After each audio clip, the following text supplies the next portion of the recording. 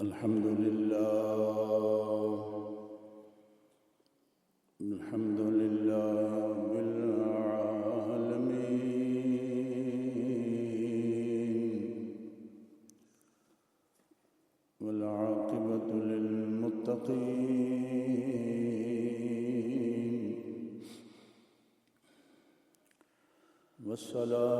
والصلاة والسلام على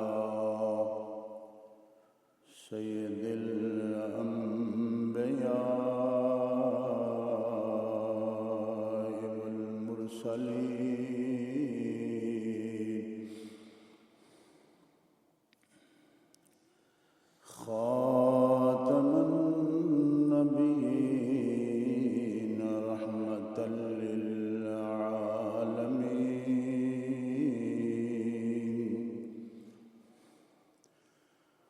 راحة العاشقين مراد المشتاقين جد الحسن والحسين مولانا ومولى الثقلين نبي الحرمين إمام القبلتين رحمة للعالمين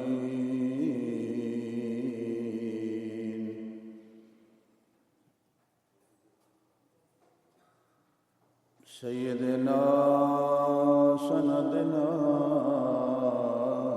حبيبنا وحبيب قلوب ربنا شفيعنا وشفاع صدورنا قرتنا وقرة عيوننا آلانا وأولانا ومولانا محمدا عبده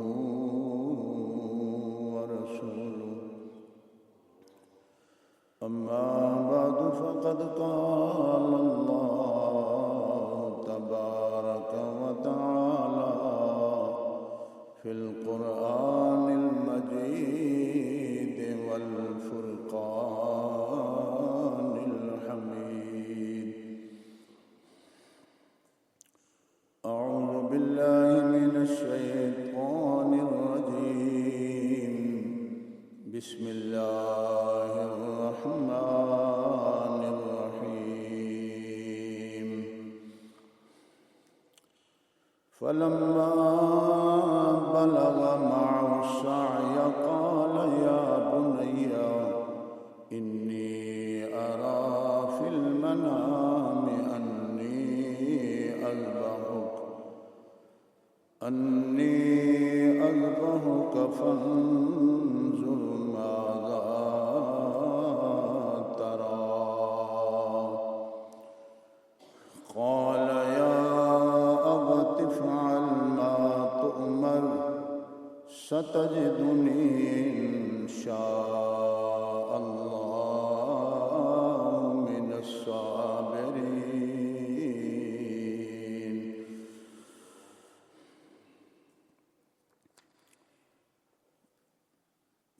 فلما أسلما وتله للجبين وناديناه أن يا إبراهيم قد صدقت الرؤيا إنا كذلك نجزي المحسنين إن هذا لهو البلاء المبين وفديناه بذبح عظيم وتركنا عليه في الآخرين سلام على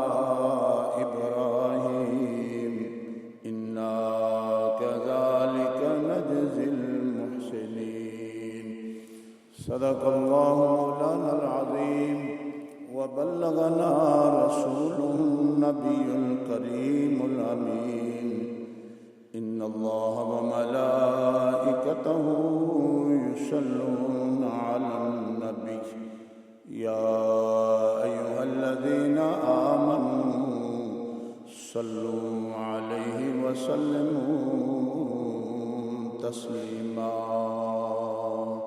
اللهم صل على سيدنا ومولانا محمد وعلى آل سيدنا ومولانا محمد وبارك وسلم عليه. سارے حضرات بلند آواز سے درود پاک پڑھیں. اللهم صل على سيدنا ومولانا محمد وعلى آل سيدنا ومولانا محمد وبارك وسلم عليه. الصلاة والسلام عليك يا سيدي يا رسول الله وعلى آلك وأصحابك يا سيدي يا حبيب الله. معزز سامعین، آج عید الاضحیٰ کا دن ہے، مبارک دن ہے. جیسا کہ آپ جانتے ہیں کہ اللہ کریم نے مسلمانوں کو یہ دو عید کے دن عطا فرمائے ہیں. ایک رمضان المبارک کے آخر پہ عید الفطر کا دن اور ایک یہ عید الاضحیٰ کا دن. عید الاضحیٰ اس عظیم قربانی کی یاد دلاتا ہے جو باپ اور بیٹے نے اللہ کی رضا کے لیے، اللہ کی خوشنودی کے لیے اس کے بارگاہ میں باپ بیٹے کی قربانی دینے کے لیے اور بیٹا اپنی قربانی دینے کے لیے جو انہوں نے مینا میں مثال قائم کی، ہر سال اس کی یاد تازہ کرتے ہیں اور اس عظیم قربانی کو یاد کیا جاتا ہے کہ کس طرح ایک باپ نے اپنے بیٹے کے گلے پہ چھری چلائی اور کیوں چلائی؟ صرف اللہ کی رضا کی خاطر، اللہ کی خوشنودی کی خاطر چلائی. معزز سامعین، اس پورے واقعے کا جو دار و مدار قرآن پاک نے بیان فرمایا وہ ایک خواب تھا. کیا تھا؟ ایک خواب جو حضرت ابراہیم علیہ السلام کو آیا اور خواب میں دیکھا کہ اپنے بیٹے کو ذبح کر رہے ہیں. نبیوں کا خواب اور امتیوں کے خواب میں بڑا فرق ہوتا ہے. امتیوں کا خواب شیطانی ہوتا ہے، ان میں اکثر شیطانی خواب ہوتے ہیں. پھر اس خواب کی تعبیر میں بھی کچھ ایسے اوقات ہیں، وقت ہیں کہ جس وقت میں وہ خواب سچے ہوتے ہیں. لیکن جہاں تک نبیوں کی بات ہے، انبیاء کی بات ہے، ان کے خواب شیطانی نہیں ہوتے، کیونکہ شیطان کو اتنی طاقت نہیں ہوتی کہ وہ انبیاء کے ان معاملات میں وہ آ کر اپنے اس طریقے کا اظہار کرے جیسے کہ امتیوں کے خواب میں آتا ہے. نبی کا ہر خواب سچا ہوتا ہے. قرآن کریم نے، یہ میرے پاس قرآن پاک ہے، میں ہمیشہ قرآن پاک کو دیکھ کر اس لیے پڑھتا ہوں کہ اللہ کا کلام ہے، کوئی غلطی نہ ہو جائے، اور ویسے بھی اللہ کے کلام کی زیارت کرنا، اس کو دیکھنا، یہ بھی باعث ثواب ہے. معزز سامعین، قرآن پاک میں 3 انبیاء کرام کے خوابوں کا ذکر ہے خاص طور پر. ایک تو وہ خواب جس کا ذکر ابھی میں کر رہا ہوں، حضرت ابراہیم علیہ السلام کا، اور ایک وہ خواب ہے جو حضرت یوسف علیہ السلام نے خواب دیکھا. اس کا ذکر قرآن پاک میں موجود ہے. اور ایک وہ خواب ہے جو میرے اور تیرے آقا دو عالم صلی اللہ علیہ وسلم نے دیکھا. اس خواب کا بھی ذکر قرآن پاک کے 26ویں پارے میں موجود ہے. اگر اس کی تفصیل میں جائیں، چونکہ ہم نے پورے ٹائم پہ نماز پڑھنی ہے، تو یہ تفصیل بیان نہیں ہو سکتی، لیکن یہ میں آپ کو جس کو کہتے ہیں کہ ہنس بتا رہا ہوں کہ انبیاء کرام کے خواب ہمیشہ سچے ہوتے ہیں، ہمیشہ، اور قرآن گواہ ہے۔ حضرت یوسف علیہ السلام کو خواب آیا کہ 11 ستارے اور چاند اور سورج آ کر مجھے سجدہ کر رہے ہیں۔ انہوں نے اپنے باپ کو یہ خواب سنایا، یہ قرآن پاک کی آیت ہے۔ اللہ کریم نے کیا ارشاد فرمایا؟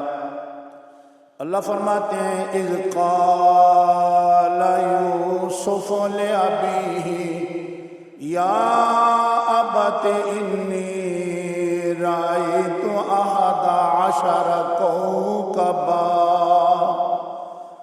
کوكبا والشمس والقمر رأيتهم لي ساجدين۔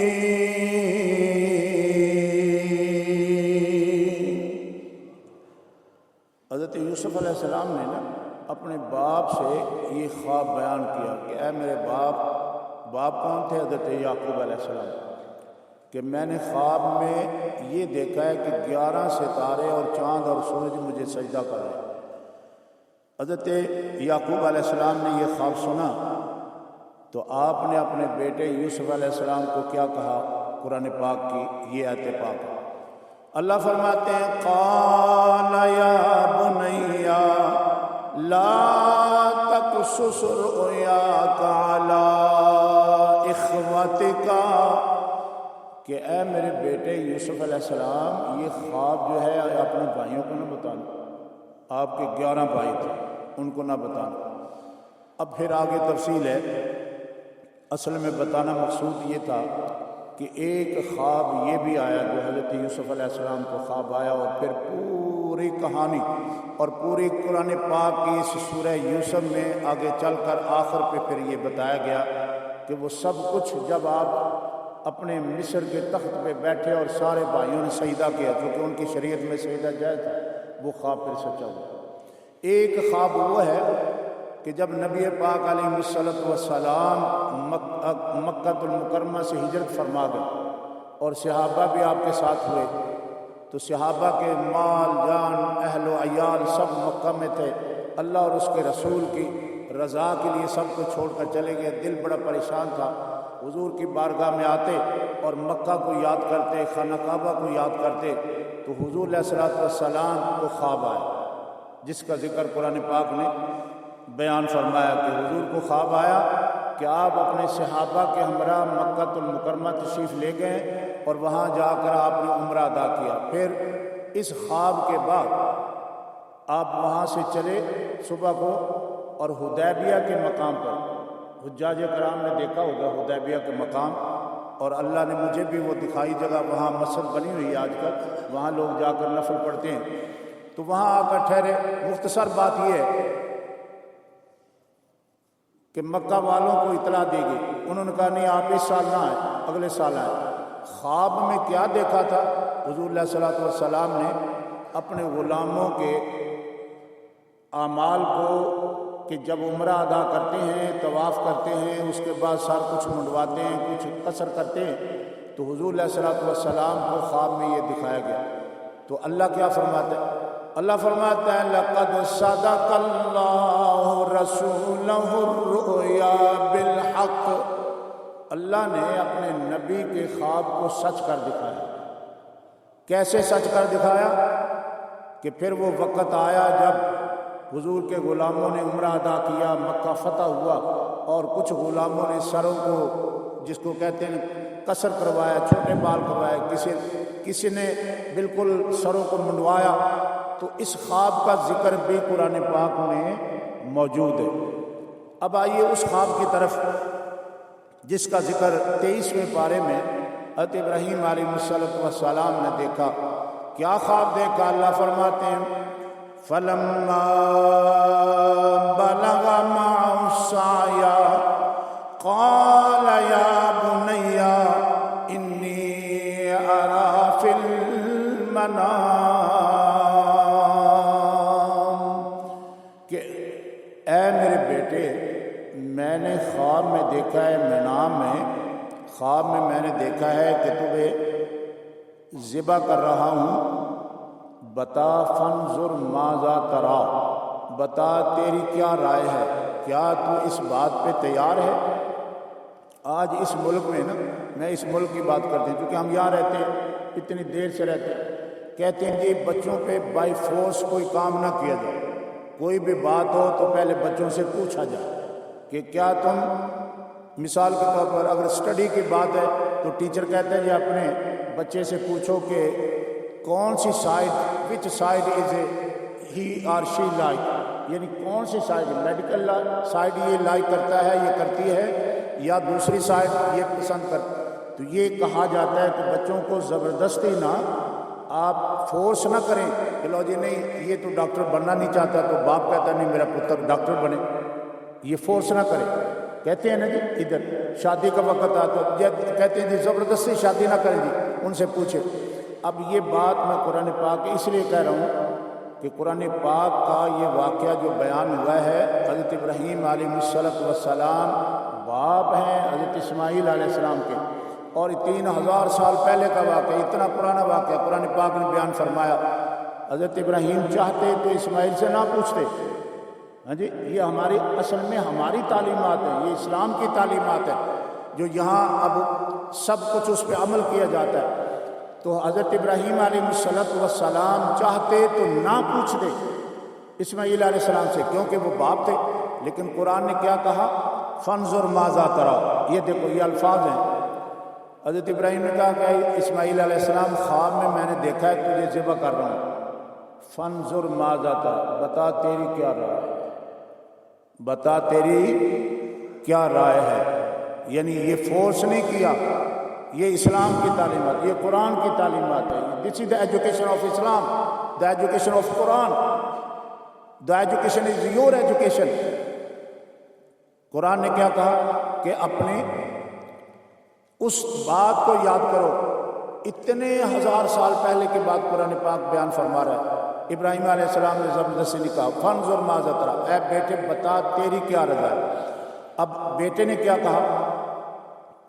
اگر آج کا کوئی نافرمان بیٹا ہوتا تو وہاں سے دوڑ جاتا، جس طرح کہ آج میجارٹی بیٹوں کی کہ وہ نافرمان ہے اپنے باپ کے، اور حالانکہ ان کو فرما بردار ہونا چاہیے۔ اکثر ہم یہ دعا کرتے ہیں یا اللہ جن کو تو نے اولاد دی ہے ماں باپ کا فرما بردار بنا، لیکن بدقسمتی یہ ہے کہ ہمارے بچوں میں اس میں یا تو کچھ تربیت کی کمی ہے، یا ماں باپ کی پرورش کی کمی ہے، یا استاد کے ایجوکیشن کی کمی ہے، لیکن ان کو کیا ہوتا ہے جب بھی کوئی بات ہوتی ہے تو وہ باپ کی نافرمانی پہ اترتے ہیں۔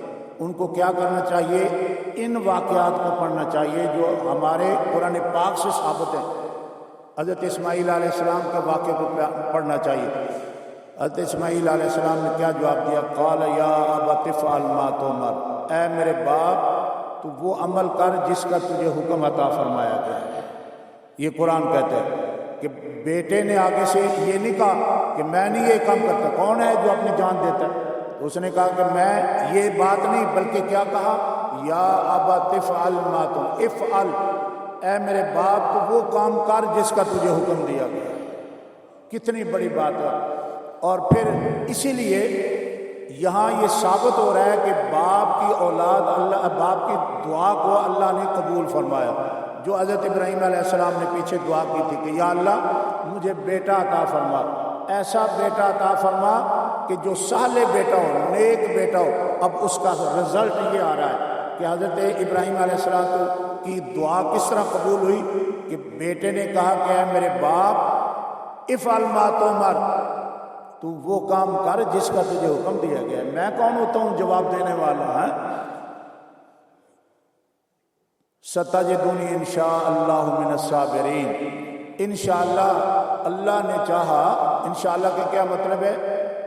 اگر اللہ نے چاہا تو اللہ مجھے صبر کرنے والوں میں پائے گا۔ اب دیکھو ایک لفظ میں عرض کرتا ہوں جو اہل علم حضرات ہیں، خاص طور پر ان کے لیے، ایک ہے صبر اور ایک ہے صابرین، یہ دو لفظ ہیں۔ قرآن پاک سے دونوں لفظ یہ ثابت ہے کہ جب کسی بندے کو کوئی پریشانی آ جائے، کوئی مشکل آ جائے، تو اللہ کیا فرماتا ہے؟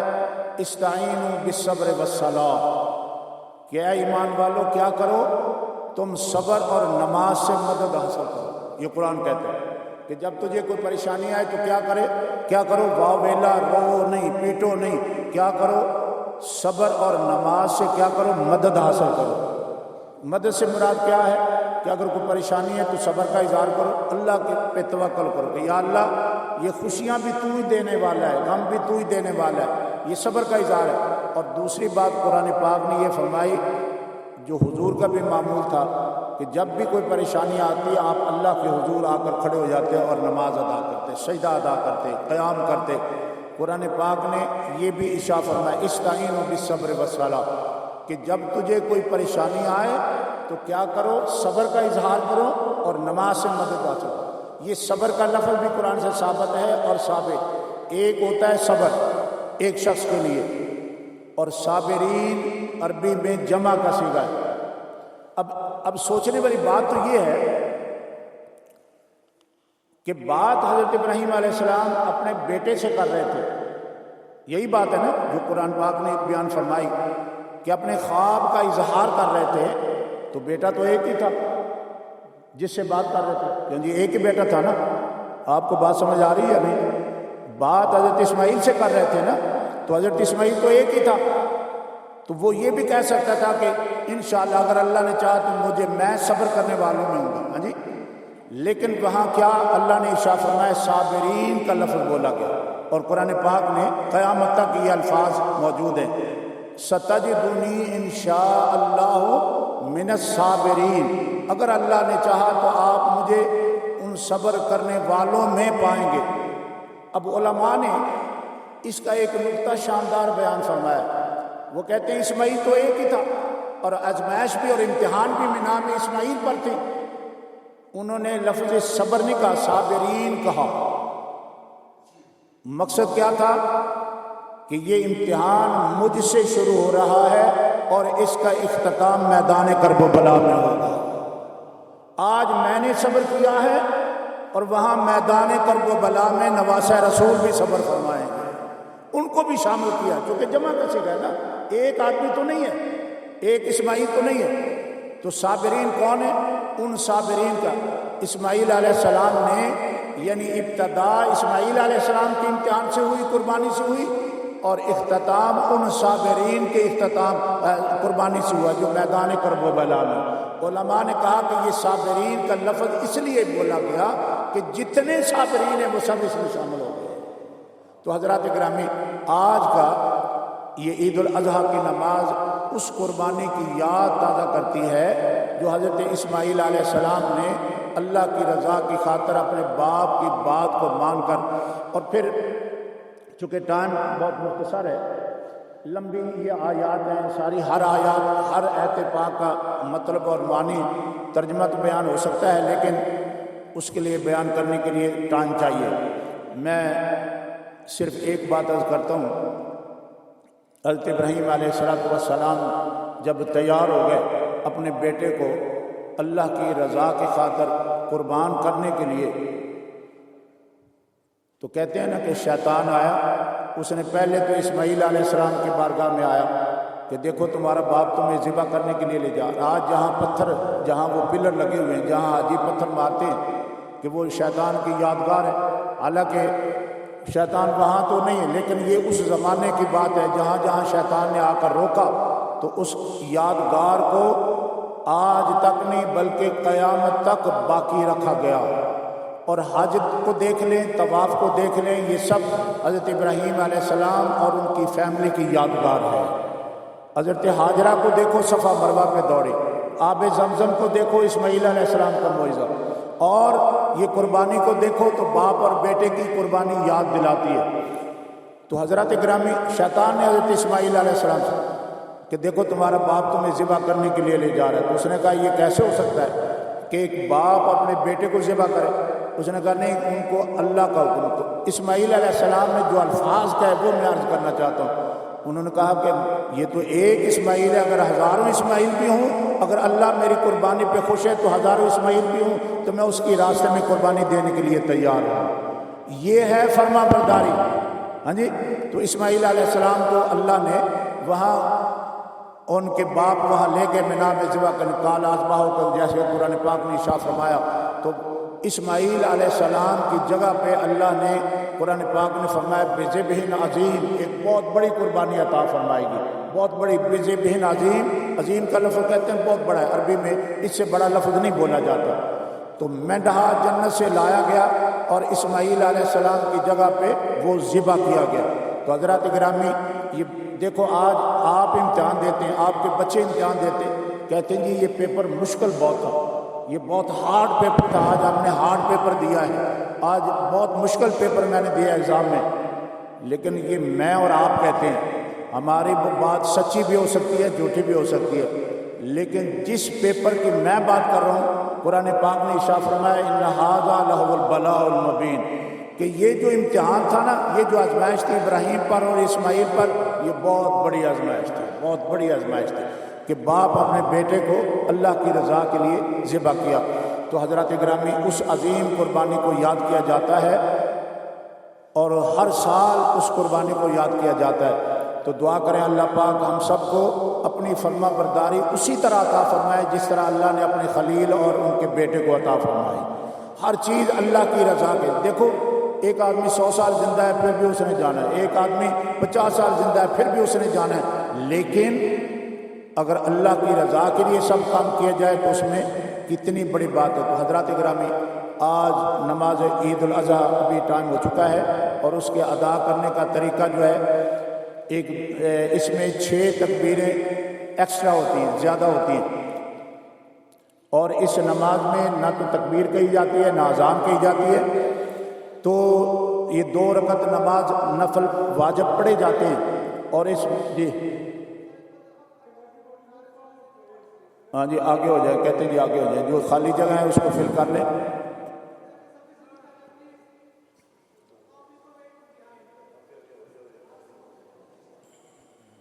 آگے آ جائیں گے، آگے یہ خالی جگہ ہے جس کو پر کر لیں، آگے آ جائیں۔